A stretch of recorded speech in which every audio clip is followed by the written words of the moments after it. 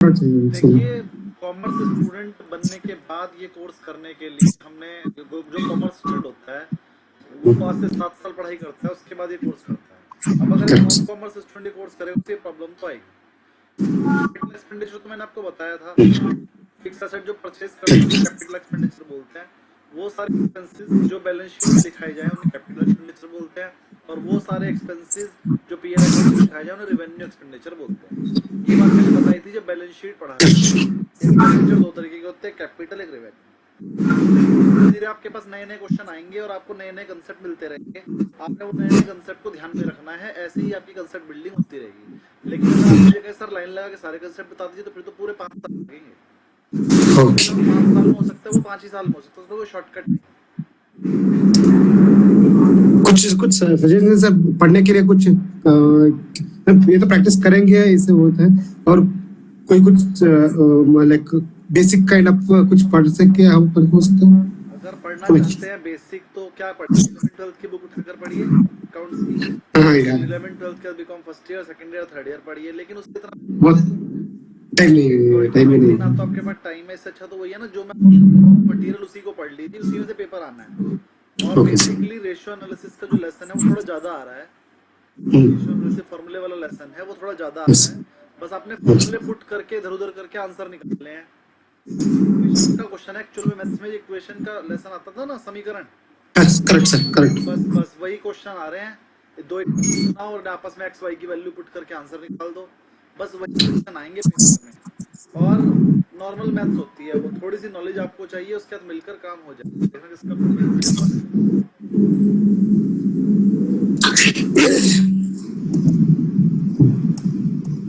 ठीक है सर। है। हाँ, किसका है? रिद्धि का। चलिए जी, आज के लिए स्टार्ट करते हैं। जो भी प्रॉब्लम है एक एक करके आप वो ले लीजिए पहले, फिर अगर टाइम बचेगा तो नेक्स्ट कुछ देखते हैं। सर जो आपने अभी क्वेश्चन दिए थे परसों, एक कॉन्सेप्ट है HRP। बहुत सारे नए कंसेप्ट है एक्चुअल में, वो क्वेश्चन मैंने उठाए हैं ऑनलाइन, तो मुझे भी नहीं पता उसमें क्या क्या कंसेप्ट आ गए हैं, लेकिन है आपके कोर्स से रिलेटेड ही। हालांकि एचआरटी आपके कोर्स में है नहीं, लेकिन है तो चलो करा देंगे, पढ़कर मैं भी समझ लूंगा और आपको भी बता दूंगा। ये नए नए कंसेप्ट जो आ रहे हैं नॉलेज बढ़ाने के लिए ठीक है, और हो सकता है पेपर में भी आ जाए, क्योंकि पेपर भी पता नहीं कौन बना रहा होगा और कहाँ से उठा कर देगा, तो वो कुछ भी नॉलेज होनी चाहिए। हालांकि एचआरटी और ये सब आपके मॉड्यूल में नहीं है तो कोर्स में नहीं है। चलिए मैं जरा बुक खोल लेता हूँ, फिर आप मुझे पेज नंबर के हिसाब से बताइएगा।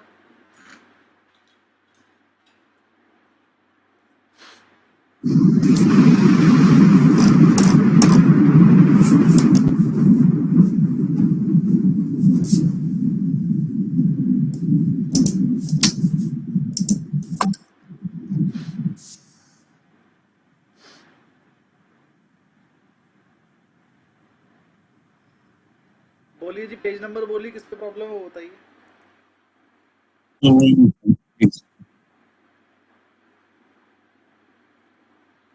बोलिए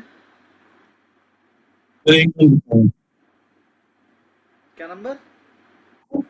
नहीं मैं बता रहा हूँ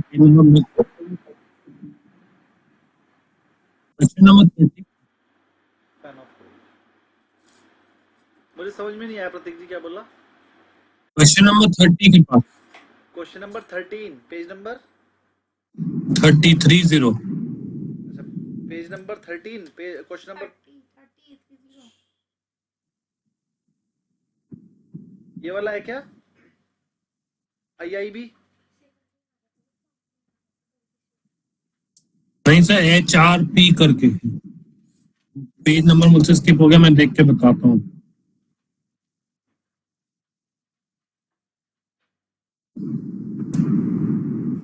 ये अभी आया था, आप नीचे स्क्रॉल कीजिए, इसी पेज से नीचे वाले पेज पे।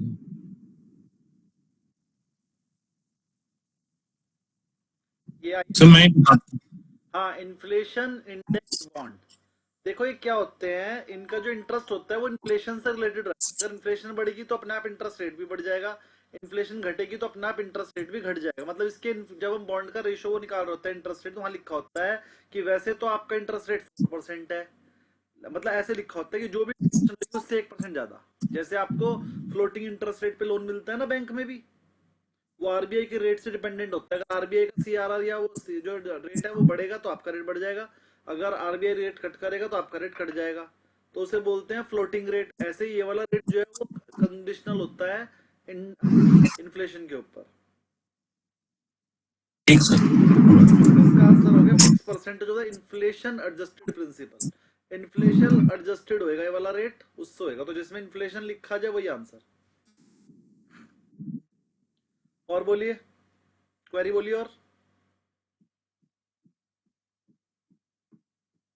प्रतीक जी पूरा कर लिया? हाँ जी सर। एक ही क्वेरी थी?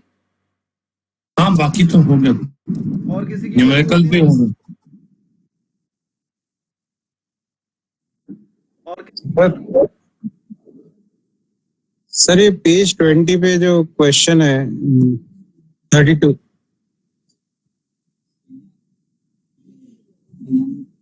32 what is the price of what is the price of sir ये म्यूट कर। कैलकुलेट कैसे करते हैं ये, मतलब हाँ बता। कैलकुलेटर में कैसे फिट होगा, या तो ये एक्सेल पे होगा क्या? हाँ ये एक्सेल पे होगा।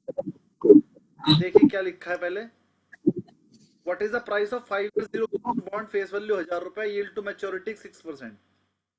क्या यील्ड टू मैच्योरिटी 6% है, उसकी आज की वैल्यू क्या होगी? मतलब आज वो कितने रुपए में खरीद जाए कि उसे 6% मिलता रहे 5 साल तक, तो वो 1000 हो जाए। तो कैलकुलेटर पे ऐसे होगा कि आपको 4 ऑप्शन गिवन होंगे, उस चारों ऑप्शन को एक एक करके ले लेना।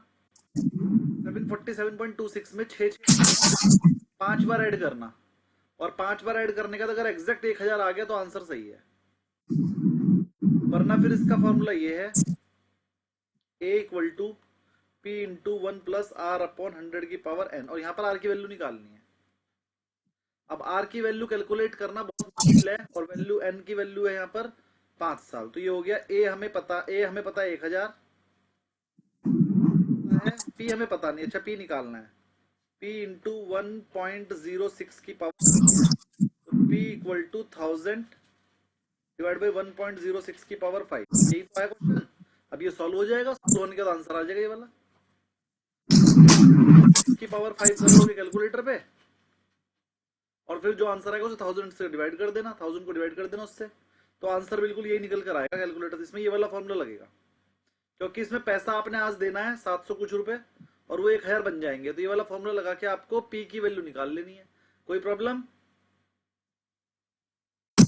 सर होल्डिंग पीरियड रिटर्न क्या होती है? क्वेश्चन नंबर बोलिए। Question number 10, page number question number 10 है, पेज नंबर ये है। हाँ जी। एचपीआर की फुल फॉर्म होती है जी यही जो आपने बोली, होल्डिंग पीरियड रिटर्न, मतलब टोटल रिटर्न पूछ रहा है कि टोटल रिटर्न कितनी आएगी पूरे होल्डिंग पीरियड की। आपने कोई बॉन्ड 104 पे खरीदा जी सर। रिसीव्ड 8 रुपीज कूपन री invested at 7%, received rupees 8 coupon, coupon मतलब इंटरेस्ट मिला, और जिसे आपने 7% पे री इन्वेस्ट कर दिया किसी और बॉन्ड में, एंड सोल्ड 110। देखो 104 खरीदा और 110 में बेचा, 6 रुपए आपको ये और 8 रुपए मिले जो, और 8 रुपए एक मिले, और 8 रुपए पर 1 और साल के लिए 7% मिला, वो भी याद करना 8 चाहिए रुपए सर। कब मिले होंगे? 8 रुपए मिल गए ना सर, पहले साल को ये 8 रुपए मिल गए, कूपन रिसीव री इन्वेस्टेड, और वो री इन्वेस्ट हो गया 0.56 ऐड करना है। 8 रुपए तो ये मिले, और 8 रुपए पे 7% ब्याज और मिल गया 0.5, हाँ ये तीनों जोड़ दिया 0.56 है। पैसे। टोटल इनकम तो में हुई और इन्वेस्टमेंट अमाउंट 104, तो निकाल लो 14.56 डिवाइड बाई 104 इंटू 100, जो भी आंसर आएगा वही आंसर है। ठीक है। आया निकल कर 14%।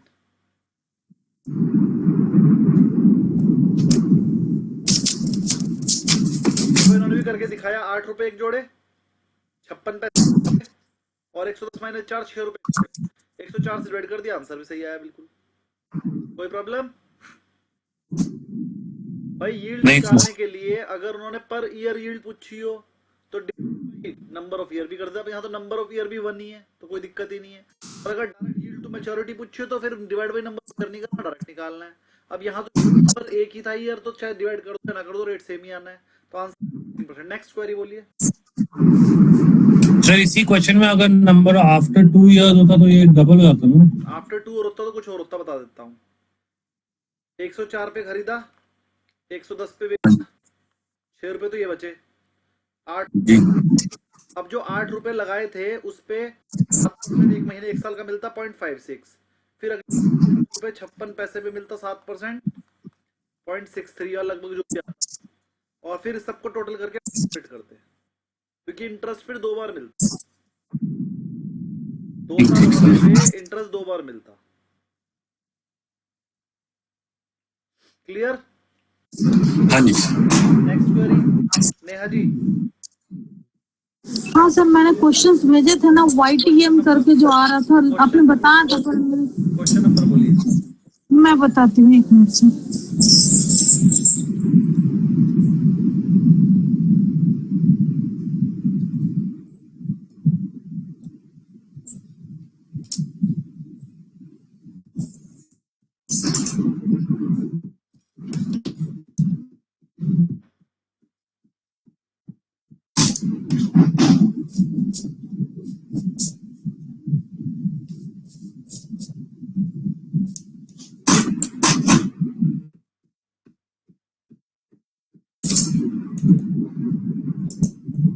यही है। सर एक क्वेश्चन नंबर 19 था और एक YTM करके आपने बताया था ना, उसका कुछ कैलकुलेशन था, मैंने ना पेज नंबर नहीं नोट किया, मुझे जाना होगा बैक में। कोई बात नहीं, मैं बता देता हूँ। ये था ना सर, ये पहले 19 क्वेश्चन देख लीजिए। ये जो कन्वेक्सिटी होती है ना, कन्वेक्सिटी, इसका मीनिंग लर्न कर लीजिए। कन्वेक्सिटी का मीनिंग ये होता है curvature in price yield relationship. ये प्राइस और यील्ड की रिलेशनशिप क्या है, कन्वेक्सिटी का मतलब भी पूछा है और ये आपने लर्न करना है। कन्वेक्सिटी का मतलब होता है प्राइस और यील्ड की रिलेशनशिप क्या है, इसलिए आंसर तो आ गया इसका, fact that price change are not symmetric. क्या होता है बता देता हूँ, पहले आप इसका मीनिंग लर्न कर लीजिए। कन्वेक्सिटी का मतलब होता है curvature in price yield relationship. Price yield relationship है क्या, वो अगर आपने 4 रुपए कमाए 100 रुपए इन्वेस्ट करके, तो आपने कितना कमाया 4%। इसका बॉन्ड का रेट 110 हो जाए, कमाओगे तो आप 4 ही रुपए। तो जब हम इसकी वैल्यू निकालेंगे तो वो होगी 4/110 into 100, तो ये लगभग 3 पॉइंट समथिंग आएगी। 3 पॉइंट एग्जैक्टली कैलकुलेट कर देता हूँ, कैलकुलेटर देना, कैलकुलेटर आपके लैपटॉप में आएगा, मतलब वहां पर पे भी मिलेगा आपको।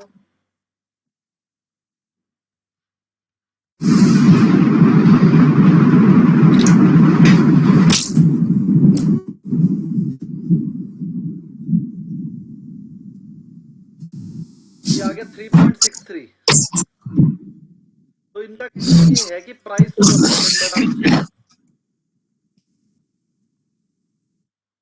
प्राइस 10% अप हुआ, लेकिन यील्ड 4% से रह गई 4.63। कितने परसेंट डाउन हुई, लगभग 9%।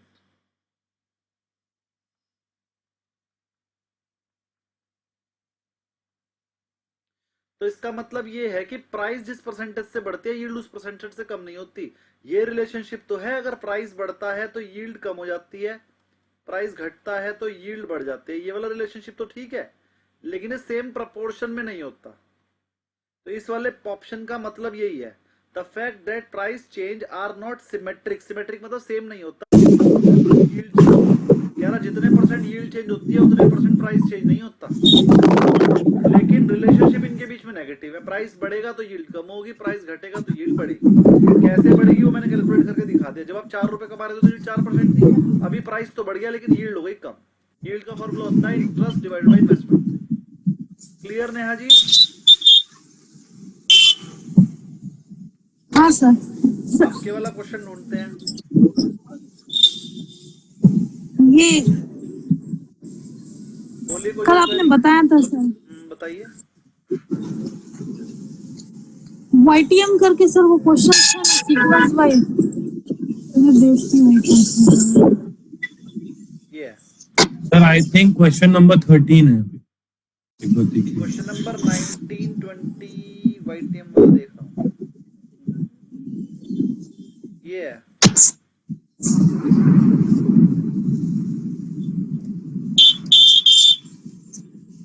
अरे जो कल समझाया था वही है, कौन सा था? हाँ सर वही पेज 2021 वैसे पेज नंबर नहीं। किसी को याद हो तो बता दो भैया, कल वाला ही था।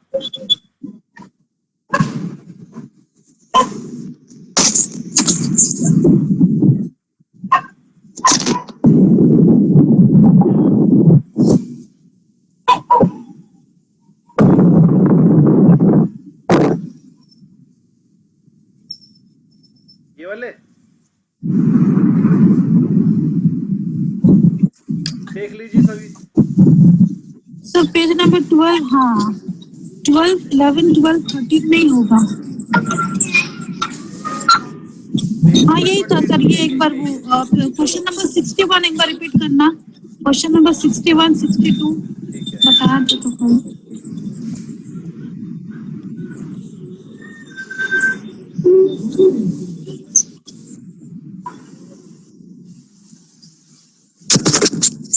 पेज नंबर 60 देख लीजिए।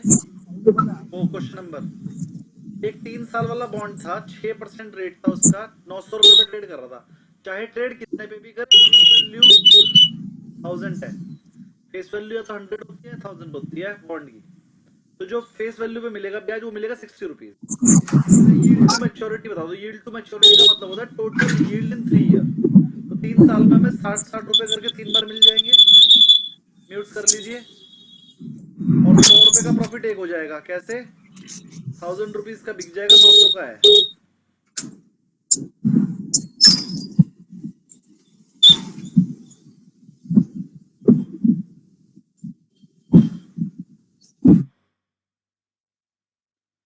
सब अपने आप को म्यूट रखेंगे। नेहा जी समझ में आ गया? 61 ईयर, 60 साल तक मिला और 100 रुपए मिला, 1000 का बिका, 900 का खरीदा था। तो टोटल मिला के 280 रुपीज का प्रॉफिट हो गया। हाँ और इन्वेस्टमेंट से डिवाइड करके 100 से मल्टीप्लाई कर दिया। अच्छा, कुछ भी हो सर, इसमें कुछ भी हो, फेस वैल्यू 1000 या 100 ही होता है ना। हाँ, तो ये 1000 लेके आंसर आ गया 31.11। इसके नीचे का एक क्वेश्चन है सर, देखो 61, इसको भी एक अभी बार रुक जाओ, बताना। क्वेश्चन का आंसर भी और बचा है। 31.11, इसको divide by number of year करेंगे 3 से। अगर क्वेश्चन में पूछा होता yield to maturity per year, तो पर ईयर निकालने के लिए 3 से डिवाइड कर देंगे, तो एक साल का लगभग 10 मंथ के समथिंग आ जाएगा। कल इसलिए हाँ आंसर आ गया 10। समझ में आया 10 कैसे आया? हाँ सर। 3 से डिवाइड कर दिया। नेक्स्ट क्वेश्चन 61 भी बता रहा हूँ एक बार। एक 3 साल का बॉन्ड था, 8% वाला था, 950 पे चल रहा था। What is expected yield to maturity, फिर से पूछा है। 3 साल का है तो 80-80 रुपए 3 बार मिल जाएंगे। 80, 80, 80 और 50 एक मिल जाएंगे। 290 रुपए मिल गए, डिवाइडेड बाई 950 इंटू 100। जो भी आंसर आएगा उसे डिवाइड बाई 3 कर देंगे। अब ये देखते हैं कितना आएगा। 290 डिवाइडेड बाई 950, आंसर आया 30.52।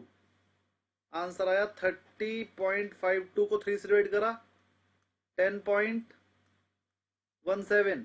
तो 10 के आसपास जो आंसर होगा वही आंसर।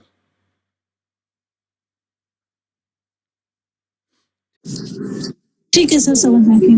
नेक्स्ट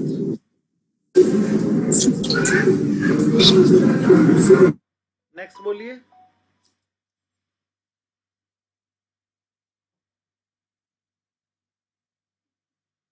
और किसी की कोई क्वेरी नहीं है क्या? सर सिर्फ वाईटीएम बोले तो ईयर टू मैच्योरिटी पूरा डे लेगा सर, पूरा पूरा देने का। अगर पर ईयर बोले तो डिवाइड करना चाहिए। हाँ, और यील्ड टू मैच्योरिटी आपने पूरा का पूरा निकालना होता है, लेकिन मान लो ऑप्शन में वो गिवन ही ना हो तो yield to maturity per year निकाल के आंसर दे देना। Okay sir, okay sir.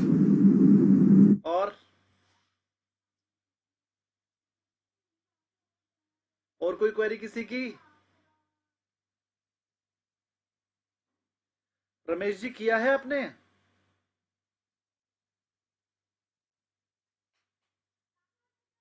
Sir query भी आई होंगी है सर। तो बोलिए क्वेरी। SIM के सर वही प्रॉब्लम थी सर, केस स्टडी उसके पे 6 नंबर। तो कोई केस स्टडी पूछनी है अभी आज? सर उसको बता देते तो अच्छा था। कौन से वाली केस स्टडी जो कल बताई थी? कल बताए थे उसके पहले वाली जो है। 5th वाली? हाँ यस सर। चलो बता देता हूँ।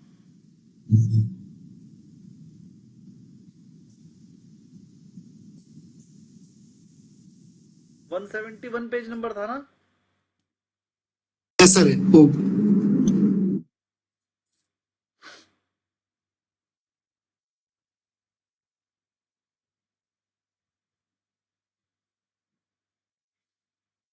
इससे पहले वाली ये 5th।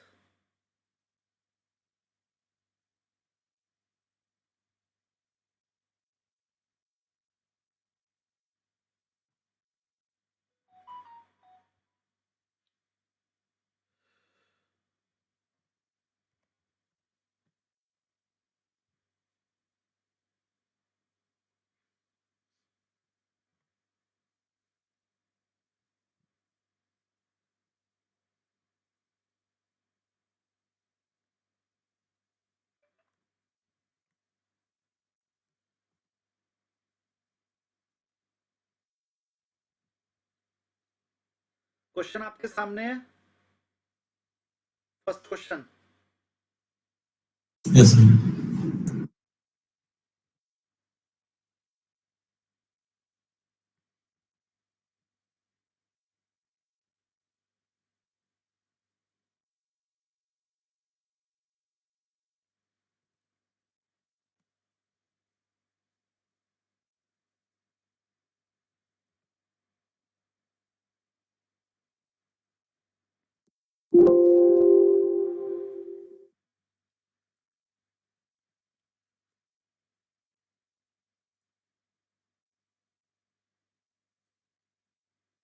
क्वेश्चन आपके सामने है, चलिए पढ़ते हैं। A company had 320 lakhs worth of finished goods and work in progress, WIP का मतलब होता है work in progress, in inventory at the end of financial 2008। कह रहा 320 lakhs का फिनिश गुड्स और वर्क इन प्रोग्रेस का मिलाकर स्टॉक था। Which of the following is the closest to inventory of finish goods of 2009। कह रहा है 2008 का क्लोजिंग स्टॉक मैंने दे दिया है, 2009 का निकालना है। जरा ध्यान समझिए, यहाँ पर हमें बनाना पड़ेगा स्टॉक अकाउंट। स्टॉक अकाउंट क्या होता है वो देख लीजिए। अगर हमारे पास ओपनिंग स्टॉक हम इधर लिखते हैं, परचेज हो तो इधर लिखते हैं, अगर सेल हो जाए तो उसकी कॉस्ट इधर लिखते हैं और क्लोजिंग स्टॉक इधर लिखते हैं।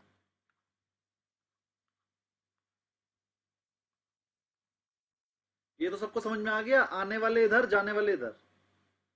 अब उसने कहा 2008 का, यानी कि 2008 2009 का स्टॉक अकाउंट बनाया, तो 2008 का वो ओपनिंग स्टॉक हो गया, वो 320 क्वेश्चन में गिवन है। परचेज हम यहां से निकाल देंगे, ये रही कॉस्ट ऑफ रॉ मटेरियल, ये रही, और चेंज इन इन्वेंट्री ये रही 8 की। तो पहले हम ए के लिए निकाल रहे हैं क्योंकि कंपनी ए बोल रहा है तो ए का बना रहा हूं। तो वो कह रहा है cost of raw material is this, change in inventory 120 plus दिखा रखा है तो ये भी प्लस हो जाएगा। जब क्वेश्चन में डायरेक्ट ही बता रखा है चेंज इन इन्वेंट्री तो डायरेक्ट हो जाएगा क्वेश्चन का।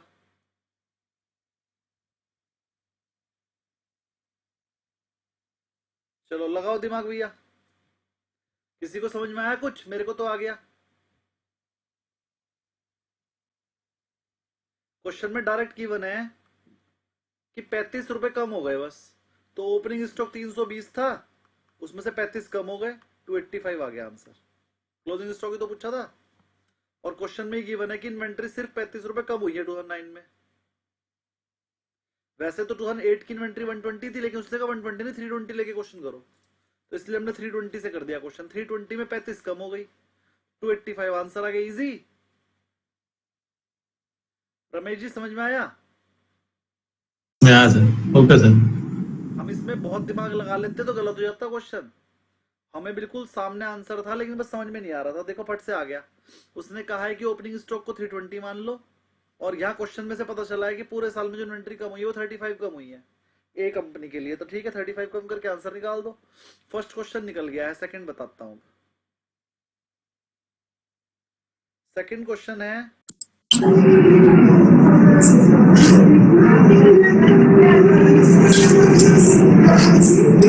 म्यूट।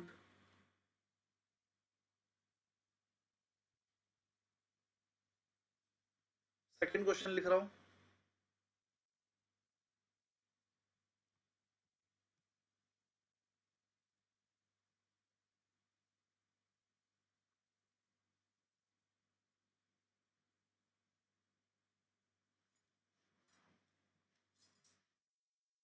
अब क्या कह रहा है वो, you have information that company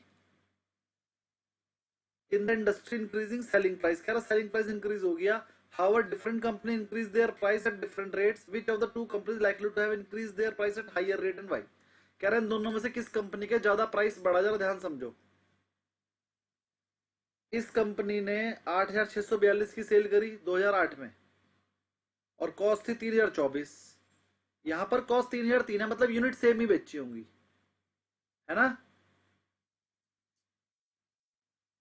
भाई। यहां पर 3024 थी, यहां पर 3003 यूनिट थी जो कॉस्ट थी, लेकिन उसकी जगह पर यहां पर सेल 8642 थी और यहां पर 9100 थी, तो मतलब इसने सेल प्राइस बढ़ाया है। अब इस पे आ जाओ, यहां पर कॉस्ट थी 2185 और यहां पर 2558, मतलब यहां पर यूनिट ज्यादा बिकी है। हम यहां पर 100 रुपए की एक यूनिट मानकर चल लेते हैं, तो ए कंपनी ने पहले बेची थी 30 यूनिट, बाद में भी बेची 30 यूनिट, लेकिन पहले जो 100 रुपए की एक यूनिट कॉस्ट आती थी वो बिक जाती थी 30 से डिवाइड करेंगे इस वाली फिगर को और फिर इस वाली को करेंगे, तो इसका आंसर लगाएगा इसका अलग। देखो इंटरेस्ट में बता देता हूं, 8642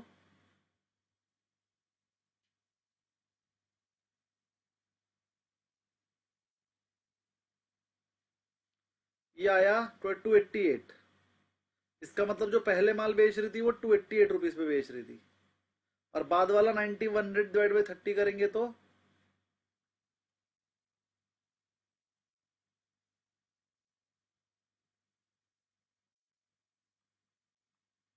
303 रुपए आया। ये तो ए कंपनी के लिए था, कैसे आया समझ में आ गया। अरे रमेश जी समझ में आया? नहीं आया सर, नहीं आया। पूछिए ना फिर। ओके।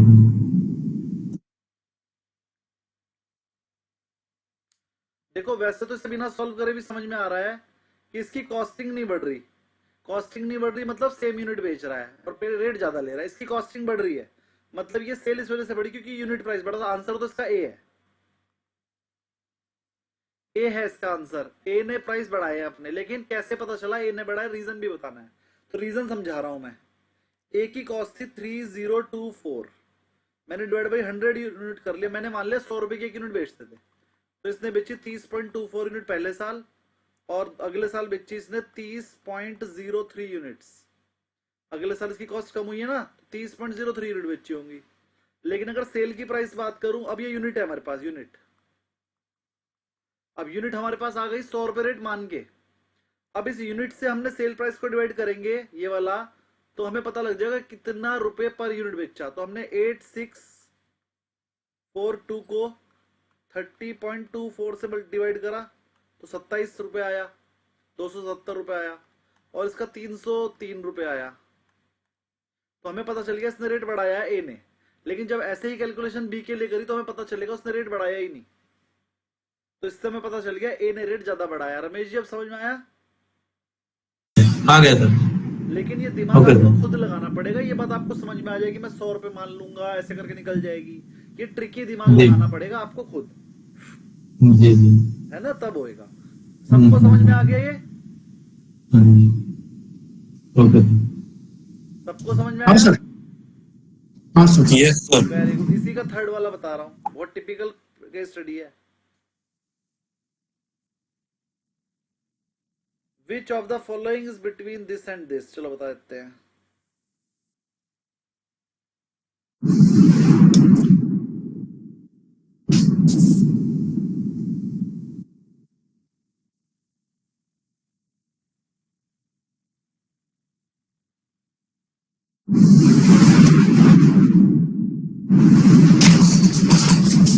क्वेश्चन है which of the closest to the difference between EBITDA gross ratio for the company A and company B 2009 1 basis point और BPS equals to 0.051%. चलो ये तो हमें पता ही है. कह रहा है which of the following is the closest to the difference between EBITDA margin ratio. Question नहीं समझ में आया मुझे. Which of the following is closest to the difference between EBITDA margin ratio for company A and company B for 2009. अच्छा, ये बताना है किसका EBITDA मार्जिन कितना है, किसका ज्यादा है किसका कम, दोनों का EBITDA मार्जिन कैलकुलेट करो 2009 के लिए. ये तो इजी. ये तो इजी है, गया कहाँ लेकिन. अच्छा, यहाँ पे EBITDA मार्जिन कैसे करेंगे. EBITDA मार्जिन का फॉर्मूला क्या है, EBITDA divided by net sales. Sale. यहाँ पर EBITDA कितना है, EBITDA. EBITDA का मतलब होता है EBIT. EBIT का मतलब इंटरेस्ट और टैक्स के बिना. अब ये इंटरेस्ट भी इसमें वापस जोड़ो, टैक्स तो जुड़ा हुआ है ही. ये और 2009 वाला करना है. 2009 है 180.4. मतलब ये जो प्रॉफिट आपको गिवन है ये वाला, इसमें ये 180 जोड़ेंगे. मतलब 4093.1 प्लस 180.4, ये तो हुआ ये बिट्टा. और डिवाइड बाय 90 ये तो निकाल लिया आपने ए का. ऐसे ही बी का निकाल लोगे 2929.6 प्लस फाइनेंस कॉस्ट जोड़ दोगे इसके अंदर 195.20 डिवाइड बाई कर दोगे सेल 7524. एक इसका निकालोगे, पता लग जाएगा ए का ज्यादा है कि बी का. कैलकुलेशन आप अपने आप करो, जाएगा ए का ज्यादा आ रहा है.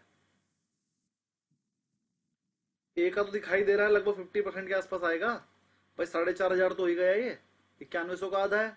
और ये वाला तो हमारा सिर्फ 3100 रुपये बनेगा, लगभग 30% के आसपास आएगा. तो बिना सॉल्व करे पता चल रहा है ए का ज्यादा है. तो ऐसे क्वेश्चनों को हम सॉल्व नहीं करेंगे, जल्दी से आंसर निकाल लेंगे. हम साफ साफ नजर आ रहा है ए का ज्यादा है. बाकी आप सॉल्व कर लेना, कैलकुलेटर आपके पास होगा. किसको ये चीज समझ नहीं आई. सर मेरे को नहीं आई, फाइनेंस कॉस्ट क्यों माइनस करें. प्लस किया है, इबिटा निकालना है ना. इबिटा का मतलब होता है इंटरेस्ट और टैक्स अभी लेस नहीं करना है. अगर हमें प्रॉफिट इंटरेस्ट और टैक्स लेस करने के बाद दिया है तो उसे वापस ऐड बैक करते हैं, तभी तो इबिटा निकलेगा.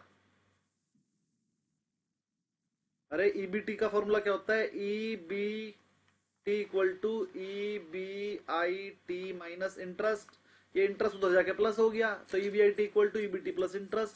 वो आप चार्ट बनवाया था ना, चार्ट ऐसे था, EBIT माइनस करते थे इंटरेस्ट तो आता था EBT. अब EBT से EBIT पे जाना तो इंटरेस्ट तो प्लस करना पड़ेगा ना. ये क्वेश्चन कल भी कराया था, समझ में आया. हाँ सर, मतलब जो फाइनेंस कॉस्ट है वो इंटरेस्ट है.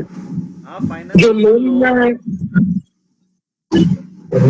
फाइनेंस का मतलब होता है लोन. लोन की कॉस्ट मतलब इंटरेस्ट. अगर क्वेश्चन में कुछ गिवन ना हो तो उसे इंटरेस्ट मानते हैं.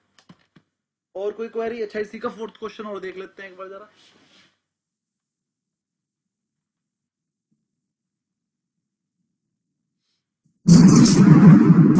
वे तो बहुत सारे हैं, इसके फिफ्थ भी है. Which of the following company have higher level of financial leverage? Financial का फॉर्मूला पता है आपको. Debt to equity ratio. नहीं, फाइनेंशियल लीवरेज का फॉर्मूला याद कर लो. एक होता है ऑपरेटिंग लीवरेज. सर इसकी मीनिंग क्या होती है. हाँ, लेवरेज, ये फाइनेंशियल लेवरेज की मीनिंग क्या होती है बता रहा हिंदी हूँ. में. इसका फॉर्मूला होता है वो बता देता हूँ पहले, फिर आपको मीनिंग समझाऊंगा. लीवरेज का फॉर्मूला होता है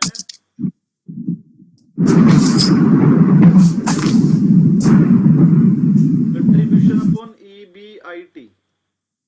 और फाइनेंशियल लीवरेज का फॉर्मूला होता है EBIT डिवाइडेड बाई EBT. ये दो फॉर्मूले और लर्न कर लो. और कंबाइंड लीवरेज का फॉर्मूला होता है इन दोनों की multiplication. Combined leverage equal to operating leverage into financial leverage. मतलब अगर कंबाइंड लीवरेज डायरेक्ट निकालना पड़ जाए तो कंट्रीब्यूशन अपॉन EBT भी कर सकते हैं.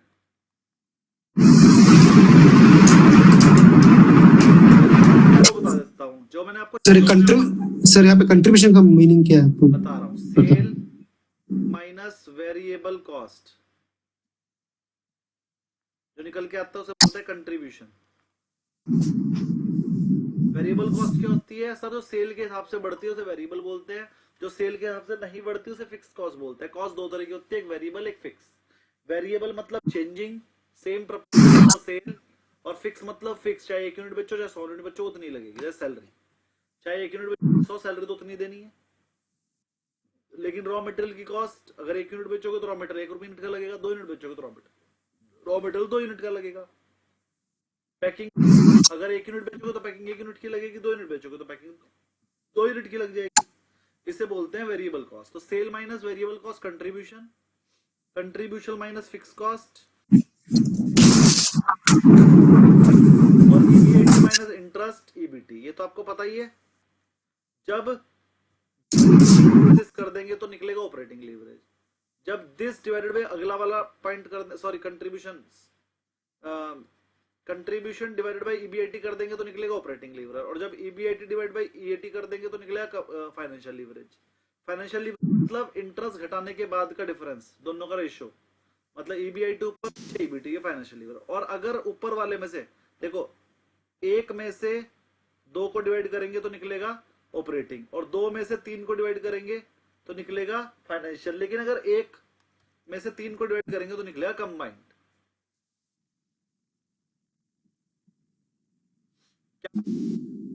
ऑपरेटिंग लीवरेज वो कॉस्ट की वजह से हमारे पे कितना फर्क पड़ेगा, उसे बोलते हैं ऑपरेटिंग लीवरेज।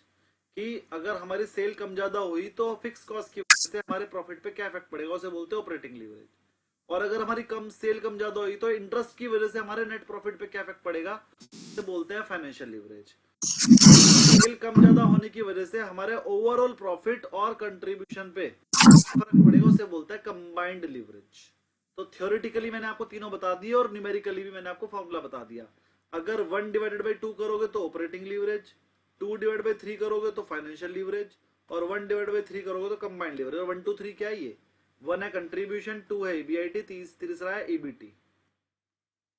सबको लर्न हो गया? अपने पास नोट कर लीजिए, और आपका जो पेपर बना रखा है आपने, जिसपे आप सारे फॉर्मूला लिखते हो, उस पे ये वाले फॉर्मूले भी लिख लेना। Combined leverage equal to operating leverage into financial leverage होता है। अगर क्वेश्चन में गिवन है ऑपरेटिंग लीवरेज 40% और फाइनेंशियल लीवरेज 50% और कंबाइंड लीवरेज पूछा होगा तो 40 इंटू 50 कर देना, और परसेंटेज में लिखते समय ना पॉइंट में लिखते हैं, सबको पता है। तो 40 का 50% कर देंगे, आंसर 20 आ जाएगा। आंसर 20% आ जाएगा, कोई प्रॉब्लम? क्योंकि 0.4 इंटू 0.5 करना पड़ेगा।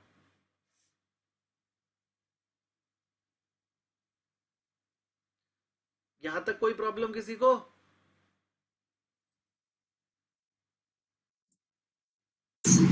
सर एक बार ये contribution, financial leverage and third कौन सा बताया sir? Combined leverage. Combined leverage operating और फाइनेंस की मल्टीप्लाई करके आ जाता है, और उसका डायरेक्ट फॉर्मूला भी मैंने आपको बता दिया है। डायरेक्ट फॉर्मूला उसका 1 divide by 3।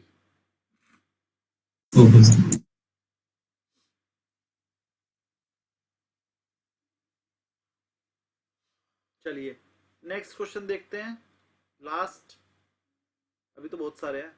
Which of the following is closest to operating profit of the company B for the year ending 2009? कह रहा कंपनी बी का ऑपरेटिंग प्रॉफिट बताओ कितना होगा। ऑपरेटिंग प्रॉफिट मतलब इबिटा। चलो कंपनी बी का कैलकुलेट करते हैं। ये है कंपनी बी, कह रहा है इसका ऑपरेटिंग प्रॉफिट। ऑपरेटिंग प्रॉफिट मतलब उसके इबिटा ऑपरेटिंग। ये टोटल 2929 है, इसके अंदर क्या क्या ऐड कर देंगे? एक तो फाइनेंस कॉस्ट ऐड कर देना, और डेप्रिसिएशन भी कर सकते हैं, बाकी देख लो। 2929 में बस इंटरेस्ट कॉस्ट लेस कर दो, आंसर आ गया वाला, ऐड कर दो। ईबीआईटी का फॉर्मूला भी ए के लिए भी यही कैलकुलेट करा था हमने। अभी हमने ए के लिए भी बिट्टा ऐसे कैलकुलेट करा था ना, ये इंटरेस्ट ऐड बैक करके, ये वाला, ये जो करा था ये वाला, ऐसे ही बी का कर देंगे अब। तो ये जो 2929 था, इसके अंदर फाइनेंस कॉस्ट 195 ऐड कर दो, आंसर आ जाएगा। आंसर आएगा 3124। ये आ गया। कैसे आया ये? इस पे लिखा नहीं जा रहा, वहीं पर लिखता हूं। ये आया 2929 और प्लस फाइनेंस कॉस्ट 195.20। ये आंसर आ जाएगा एग्जैक्ट। कोई प्रॉब्लम किसी को? लास्ट क्वेश्चन हो रहा है, company A has a high return on equity, ठीक है, compare to the company B which of the following combination factor have favourably contributed to the higher ROE. कह रहा कंपनी ए का आरओई ज्यादा क्यों है? क्योंकि उसका नेट प्रॉफिट मार्जिन ज्यादा है, और कुछ नहीं। जब आप यहां देखोगे तो उसका नेट प्रॉफिट मार्जिन ही ज्यादा है। देखो प्रॉफिट उसका कितना था 3547, कितने की सेल पे 8600 की सेल पे, और कंपनी 9100 की सेल पे 4000 था, लगभग 50% 40% के आसपास था। और कंपनी बी का देखो सिर्फ 30% के आसपास था। तो उसका ऑपरेटिंग प्रॉफिट का रेशो निकाल कर देख लेना, आंसर आ जाएगा। तो इसके लिए आपने क्या करा, सबसे पहले ऑप्शन पढ़े। ऑप्शन पढ़ने के बाद आपको पता चला ये ऑप्शन में बार बार नेट प्रॉफिट मार्जिन की बात हो रही थी, तो उठा के आपने नेट प्रॉफिट मार्जिन ही कैलकुलेट कर लिया, तो आपको पता लग गया सही आंसर कौन सा है। तो आपने नेट प्रॉफिट मार्जिन कैलकुलेट करा तो आपको पता चला कि ए का नेट प्रॉफिट मार्जिन ज्यादा है, बस इसलिए आपका आंसर ही आ गया। कोई प्रॉब्लम?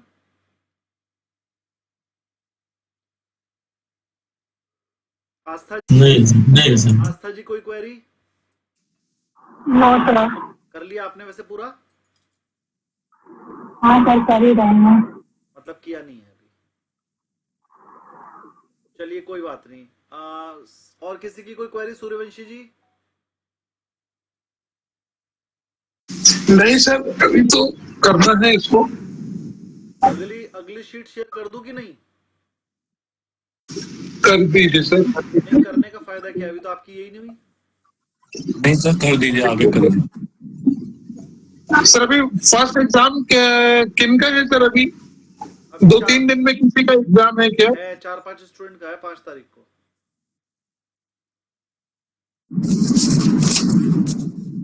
अच्छा दीपक जी हो गया आपका भी? हाँ सर, मैंने थ्योरी पूरे कर लिए, कुछ न्यूमेरिकल भी कर लिए हैं।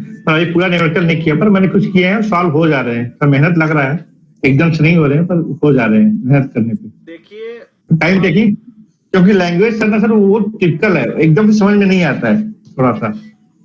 चलो समझने की कोशिश करो, और कोई क्वेरी है तो हमसे लो, ठीक है जी। इसके बाद प्रतीक जी आपकी कोई क्वेरी? और नहीं सर, मैंने पूछ लिया। इसके बाद रत्नाकर जी की कोई क्वेरी? नहीं सर, अभी फिलहाल तो नहीं। सचिन जी आपकी कोई? नहीं सर, कोई नहीं ठीक सर। है, आज के लिए इतना ही रखते हैं। मेरी थोड़ी तबीयत भी खराब है, बोला ही नहीं जा रहा है। क्योंकि आप लोगों की कोई क्वेरी नहीं है, इसलिए नहीं पढ़ा रहा हूँ आगे। एक शीट और शेयर कर रहा हूँ, ये वाली शीट भी और वो वाली शीट भी, दोनों सॉल्व करेंगे। कल छुट्टी रहेगी, परसों क्लास लेंगे, क्योंकि एक दिन में शायद आप दोनों शीट सॉल्व कर नहीं पाएंगे। तो अब आप क्या करेंगे, ये वाली शीट जिनकी बची है वो भी सॉल्व करेंगे, और एक शीट में और सॉल्व कर, एक और भेज रहा हूँ, रेशो एनालिसिस पे होगी, वो भी मैं भेज रहा हूँ। और वो भी मतलब पूरी की पूरी सॉल्व है पहले से, तो आपको आराम से सॉल्व हो जाएगी, चेक कर सकते हो। लेकिन जितना पढ़ सकते हो पढ़ लो, पेपर है आपका, ठीक है ना। तो कल का हम ऑफ रखेंगे, परसों क्लास लेंगे। हो सकता है परसों तक मैं रिकवर हो जाऊं, मुझे थोड़ी तबीयत खराब हो गई आज दोपहर से। तो एक दिन का हम आपको ब्रेक दे रहे हैं, जिससे कि आप ये दोनों शीट कर पाए। अभी मैं आपको दूसरी शीट शेयर कर दूंगा। ठीक है सर।